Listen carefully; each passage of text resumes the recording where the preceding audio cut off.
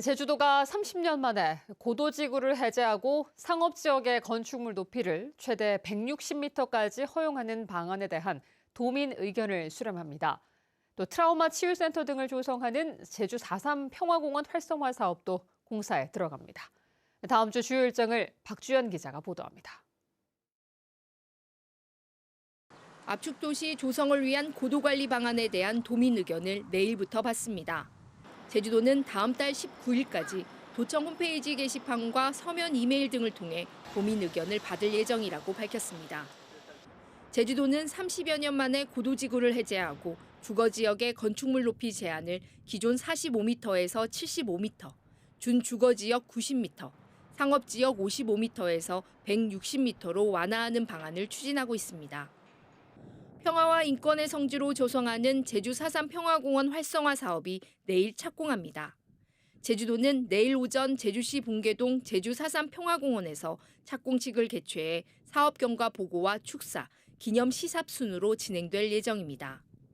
이번 사업으로 4.3 트라우마 치유센터와 4.3 국제평화문화센터 건립이 추진돼 평화문화예술 교류 공간과 디지털 아카이브, 건강 증진실이 들어서게 됩니다. 다음 달 3일부터 탐방 예약 없이도 한라산 등반이 가능해집니다. 제주도민과 탐방객들은 별도의 예약 없이 성판악에서 진달래밭, 관음사에서 삼각봉까지 자유롭게 오를 수 있습니다. 다만 성판악 탐방로의 경우 진달래밭부터 백록담까지, 관음사 탐방로는 삼각봉부터 백록담까지 오를 경우 기존처럼 예약을 해야 합니다. 제6회 제주 4.3 평화상 시상식이 올해 매종 글래드 제주에서 열립니다. 수상자는 우크라이나에서 태어나 벨라루스에서 성장한 기자 출신 작가 스베틀라나 알렉시예비치로 제2차 세계대전과 체르노빌 원전 사고 등 역사적 사건에서 여성과 아동의 고통을 기록하는 작업을 통해 인간의 존엄성과 인권 보호에 중요한 역할을 한 공로를 인정받았습니다. 스베틀라나 알렉시예비치는 2015년 노벨문학상 수상자로 대표작으로는 전쟁은 여자의 얼굴을 하지 않았다가 있습니다. MBC 뉴스 박주연입니다. 이재명 더불어민주당 대선 경선 후보가 제주가 포함된 마지막 지역 순회 경선에서 압승했습니다. 더불어민주당에 따르면 오늘 경기도 고양시 킨텍스에서 열린 수도권과 강원, 제주 경선 선거인단 투표에서 이재명 후보는 91.54% 득표율을 기록해 김동연 5.46, 김경수 3.01%보다 크게 앞섰습니다. 또 이재명 후보는 지난 16일부터 오늘까지 진행된 권역별 순회 경선과 국민선거인단 투표에서 누적 득표율 89.77%로 역대 최고 득표율을 기록하며 최종 민주당 대선 후보로 확정됐습니다. 드론 라이트 쇼가 새로운 문화 콘텐츠로 육성됩니다. 제주도는 올해 도내 주요 축제와 연계해 대규모 드론 라이트 쇼를 새로운 문화 콘텐츠로 육성한다고 밝혔습니다. 지난 18일 제주도 도민체전 개회식에서 올해 첫 드론 라이트 쇼를 성공적으로 개최했고 오는 8월과 9월에 개최되는 성산 조개바당 축제와 제주 글로벌 미래 우주항공 컨페스타에서 대규모 드론 라이트 쇼가 계획돼 있습니다. 제29회 한라산 청정 고사리 축제가 오늘 서귀포시 남원읍 한남리 일대에서 열렸습니다. 행사 이틀째인 오늘은 축제장 주변 중산간 들녘에서 고사리 꺾기 체험이 펼쳐졌고 고사리 삶기 시연과 고사리 풍습 체험도 진행됐습니다. 또 마을회에서 운영하는 향토 음식점에서는 고사리를 재료로 한 음식들을 최대 30% 싼 금액에 판매했습니다. 부대 행사로는 어르신 투어 경기는 물론 어린이 제주어 노래 부르기, 고사리 축제 가요제 등 다채로운 프로그램도 이어졌습니다. 제주 해상에서 낚시어선 침수 사고가 잇따랐습니다. 서귀포 해양경찰서에 따르면 어제 아침 7시쯤 서귀포시 가파도 동쪽 약 3.7km 해상에서 제주 선적 9.7톤급 낚시어선이 침수 중이라는 신고가 접수됐습니다.